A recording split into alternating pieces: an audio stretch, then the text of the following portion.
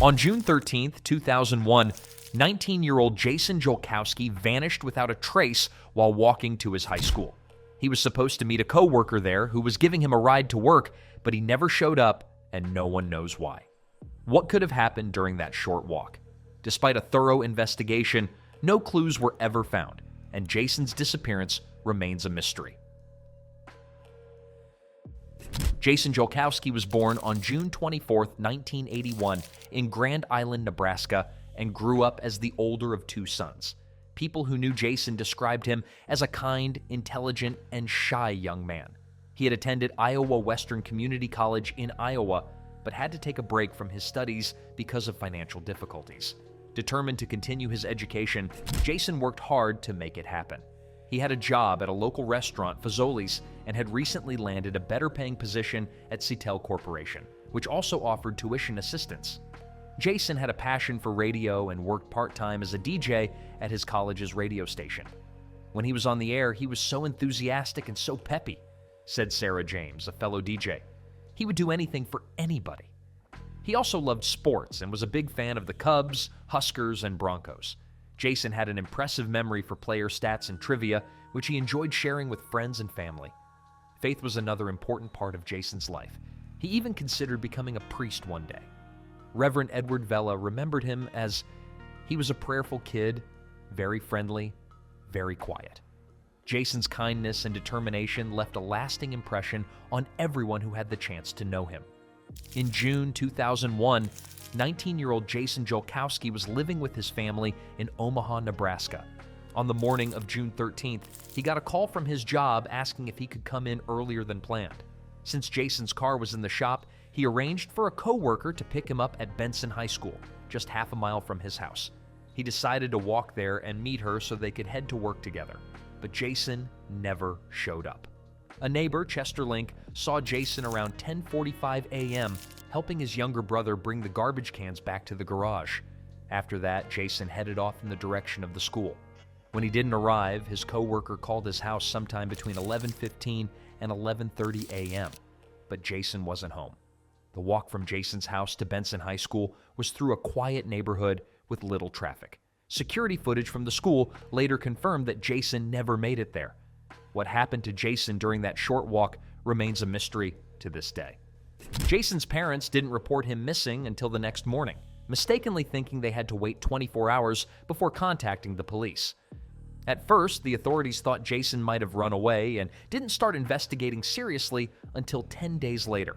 But his family and friends were sure that wasn't the case. They described him as a kind, family-oriented person who had no reason to leave his life behind. Jason's friend, Amanda Goodman, remembered how much he cared about his family. He loves his parents and his brother more than anything in the world. He'd be talking to me on the phone and he'd put me on hold so he could tuck his brother into bed. His family came first. His parents, Jim and Kelly, remembered him as polite, thoughtful, and always ready to help others. He was an unusually polite person, Kelly said. When Jason disappeared, he only had his cell phone and about $60 on him. Nothing was missing from his room, suggesting he didn't plan to leave. The police spoke to friends, family, neighbors, and coworkers, but no one could offer any clues.